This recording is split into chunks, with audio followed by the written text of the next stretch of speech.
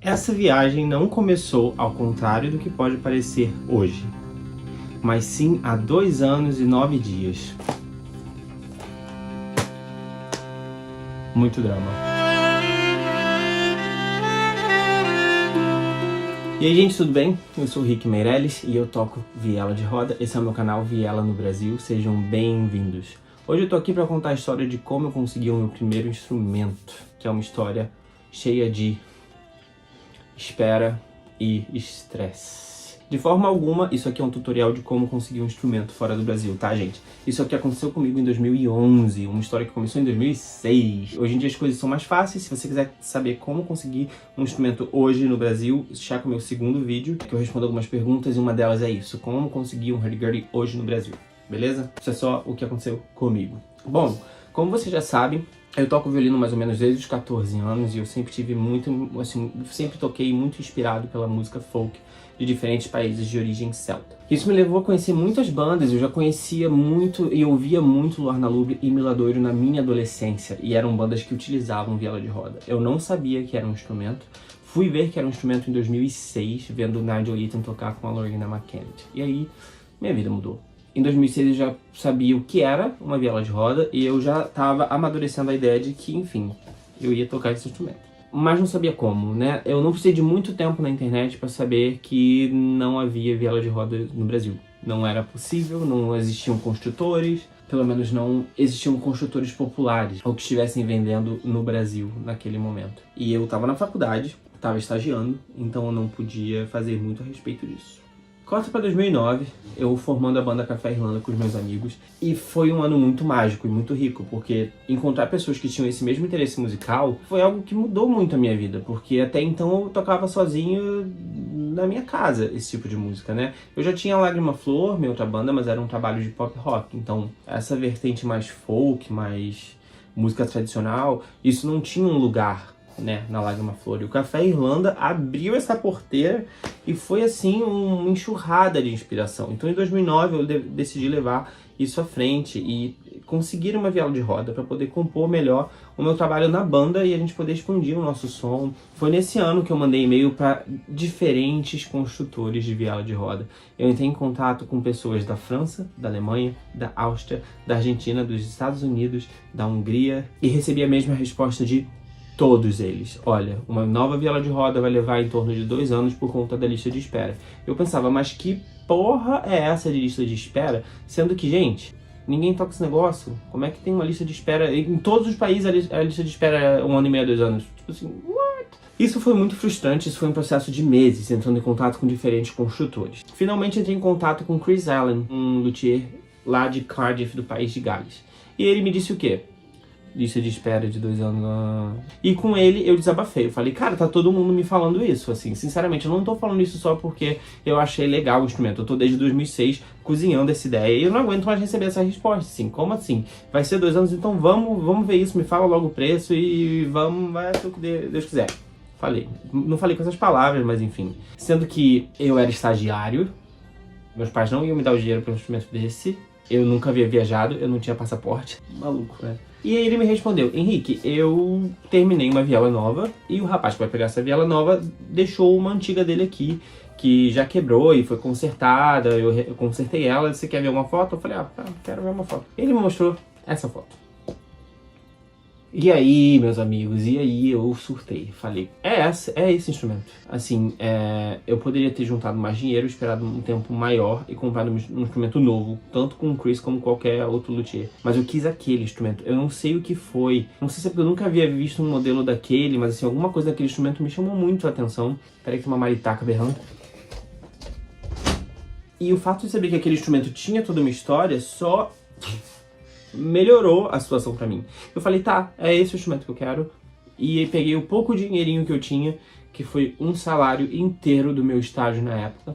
Na época, pra quem não sabe, havia uma lei que eu não sei se ainda está em vigor, se ainda rola hoje, eu acho que não, que é instrumentos importados que chegam ao Brasil, você pagava 60% do valor desse instrumento. E aí eu cheguei à conclusão de que, cara, com esse dinheiro eu compro uma passagem de avião e eu vou lá buscar. Assim não tem o risco da minha viela de roda quebrar antes de chegar na minha casa. Porque imagina, você desembolsa essa grana, o negócio demora meses pra chegar e chega quebrado.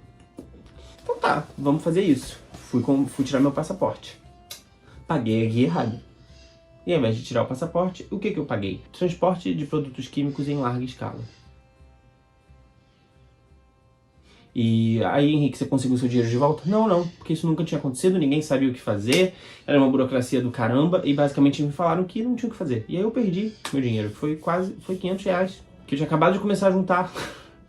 Isso foi bem frustrante. Enfim, Chris Allen decidiu segurar aquele instrumento pra mim. Eu simplesmente o convenci através de e-mails quase diários de que, cara, eu vou aí buscar esse instrumento é meu, acredite em mim. E foi o que ele fez. Eu peguei depois um próximo salário meu do estágio e paguei tipo 60 libras pra ele comprar uma correia pro meu hurdy-gurdy, que não era meu ainda. Esse livro aqui, The Hurdy-Gurdy Method, da Doreen Musket, que é um livro dos anos 80, que é tipo assim, um cânone. Todo mundo tem esse livro na comunidade do hurdy-gurdy. Ele fala, tá, você me dá 60 libras, que eu compro o seu livro e a correia, e aí isso serve como um sinal de que o instrumento é teu. Eu falei, beleza, foi o que eu fiz, porque eu tinha que sentir que eu tava fazendo alguma coisa nesse sentido. E aí em outubro de 2009, eu transferi esse dinheiro pra ele, 60 libras, como um mini sinal. E eu tava certo de que em janeiro de 2010 eu ia lá buscar minha viola de roda. Mas janeiro chegou e eu não tinha emprego, meu estágio acabou, eu me formei. E em 2010, nada aconteceu. Então, veio março, veio maio, veio julho, e eu em contato com o Chris. Vou em julho, vou em agosto, vou em setembro. Então, eu fiquei num contato constante com ele, vendo janelas que batiam com os horários, o schedule dele. Então, vai ter um feriadão em abril, talvez eu vá em abril. Vai ter Corpus Christi em junho, vou em junho. E assim foi, gente. E assim o ano de 2010 passou e eu não concretizei absolutamente nada naquele ano. O que aconteceu foi um CD que a minha banda Lágrima Flor gravou naquela época. E saiu agora em 2020, beleza? Então vocês veem que 2010, tipo assim... Quando chegou dezembro de 2010 e eu não tinha ainda dinheiro suficiente, eu tinha um dinheirinho que eu tinha guardado, mas assim, cara, era nada.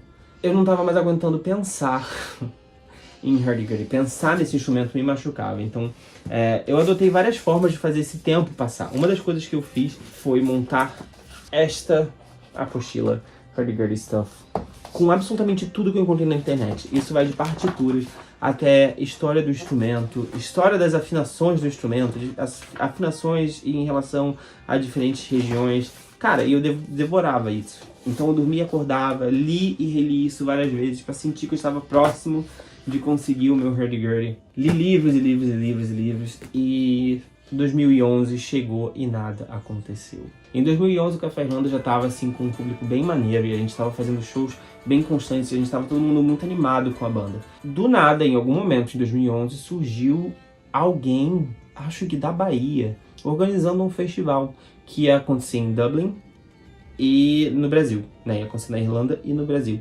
Então ia rolar meio que um intercâmbio de artistas. Então a ideia eram vários artistas da Irlanda virem pra cá, vários artistas brasileiros irem pra lá. Isso não aconteceu, assim, mas a gente tentou fazer esse festival acontecer com essa galera. E era inviável, porque, enfim, não havia grana pra trazer todo mundo ou concentrar vários artistas em algum lugar. Mas a nossa boa vontade foi muito grande. E os organizadores falaram, cara, o convite está de pé pra vocês tocarem em Dublin. Então, assim, a gente não cobre passagens, mas a gente consegue acomodação pra vocês. Então a gente falou, vamos dar nosso jeito. Acho que seria bom pra banda a gente fazer isso e tocar num festival lá fora. A ideia do festival era brasileiros tocarem música brasileira para os irlandeses e vice-versa. Mas nós fomos como brasileiros para tocar música irlandesa para os irlandeses. Fomos. E aí decidimos fazer isso e eu tenho que dar os créditos ao Davi Palladini, que era o percussionista do Café Irlanda na época, né? Ele era um pouquinho mais velho, então assim, ele tinha um salário de uma pessoa adulta, ele tinha uma segurança no que ele falava assim, não, a gente vai pra Irlanda, a gente vai tocar no festival, a gente faz uma road trip e você pega o seu hurdy-gurdy. E eu ri, assim, a primeira vez que ele falou disso, eu simplesmente ri, porque assim, como assim, cara? Tem nem dinheiro pra comprar um livro de hurdy-gurdy mais. Mas pra minha sorte eu consegui, não apenas um, mas eu consegui 2 empregos em 2011. Então no momento que eu entrei nos meus empregos, eu sou professor, pra quem não sabe, eu já entrei juntando o dinheiro que eu conseguia juntar, né? Tinha também um FGTS de um outro emprego que eu tive anos atrás que eu não tinha sacado até aquele momento. E que, cara, glória a Deus, aquele dinheiro tava ali pra isso, sabe? Não era muito, mas eu tava tirando dinheiro, espremendo daqui e dali. E assim a viagem para Dublin se concretizou. Em setembro de 2011, as passagens foram compradas e eu não estava acreditando. A cereja do bolo foi conseguir substituições por uma semana, porque assim, eu tinha acabado de entrar em um dos empregos e pedi uma substituição para um feriadão. Mas as pessoas do meu trabalho foram maravilhosas, eu lembro do nome delas até hoje. Muitas são minhas amigas até hoje e elas foram fundamentais nessa história. E também teve minha mãe. Minha mãe me contribuiu também com um dinheirinho que ajudou aí a arredondar tudo isso. E obrigado, mãe. Sério, fez toda a diferença. Tudo certo, a última coisa que eu consegui foram os dinheirinhos finais para eu conseguir pagar a minha viela. Que na época, ela saiu mais ou menos em torno de 5 mil reais. Eu tive 2 anos e 9 dias para juntar esses 5 mil reais somente do instrumento, né? Passagens a gente deu jeito, parcelou, todo mundo apertou daqui e dali e a viagem aconteceu. E quando foi outubro de 2011, a gente estava embarcando para Dublin, onde a gente fez algumas aulas na Walton School of Music. Tocamos no festival, conhecemos o máximo possível do país, então foi assim, realmente muito especial. Foi minha primeira vez saindo do Brasil, então realmente inesquecível. Absolutamente cada momento dessa viagem é inesquecível pra mim. E a realização de um sonho. Chegamos em Dublin, à tarde, fizemos uma aula, saímos da aula, fomos pro pub crawl, fui pra balada. Eu dormi em torno de 2 horas. E no dia seguinte eu fui pro país de Gales. E aí fui e voltei no mesmo dia. Fui pra pagar o Chris, o instrumento, depois de 2 anos. Ter uma aula, jantar com ele, com Sabina, que é a esposa dele, que também toca hurdy-gurdy. E foi, assim, o dia mais mágico da minha vida.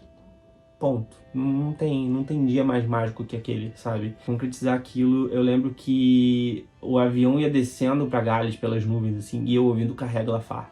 E nos 2 anos que correram antes disso, toda a trilha sonora da minha vida era focada no País de Gales. Eu respirei esse assunto por 2 anos, porque era lá que o meu hurdy-gurdy tava, e era pra lá que eu tinha que ir. Eu li absolutamente tudo que tinha a ver com cultura celta e com o País de Gales. Eu ouvi Carrega Lafar muito, então chegar em Cardiff ouvindo essa banda foi...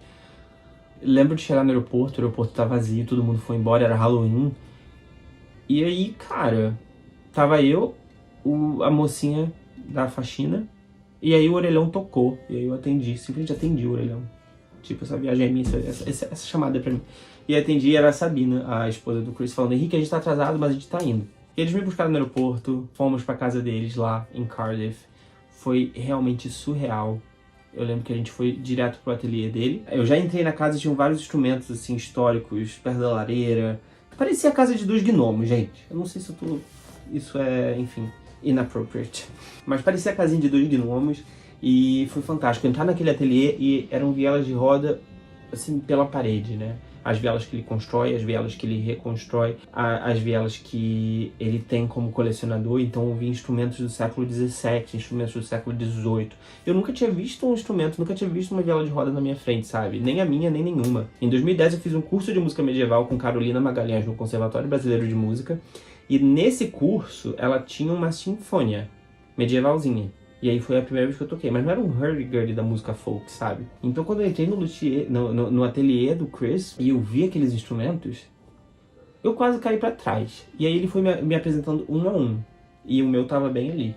Mas foi um momento mais longo da minha vida. Ele foi falando de instrumento por instrumento, explicando cada um, até que eu fosse abarrar: mas esse aqui eu conheço, hein? Ele, sim.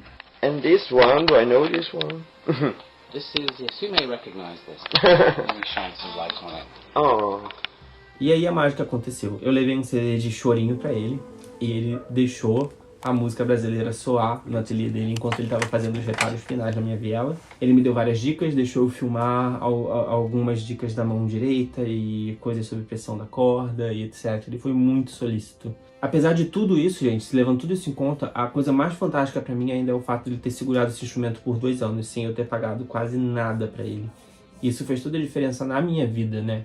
Então eu vou ser pra sempre grato ao Chris Allen, que faz instrumentos maravilhosos também. A viela que ele me vendeu era uma viela de segunda mão do Neil Brook, que também é muito bacana e faz instrumentos muito maneiros. E a partir daí, eu fiquei grudado com a minha viela de roda como 2 siamesas ficam grudadas. Eu dormia com esse instrumento na minha cama, cobria assim com o dedão, não deixava ninguém chegar perto. E era o meu xodó. É meu xodó até hoje, né? Não é mais o instrumento que eu tenho, mas eu não desgrudava. Se vocês verem fotos da viagem, vira e mexe, tô com a viela. Tem uma pedra ali, vamos pra pedra com a viela.